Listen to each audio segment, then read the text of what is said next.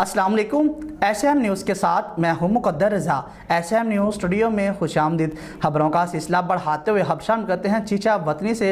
चीचा वतनी गरीब मोहल्ला में डकैती की वारदात सामने आई है।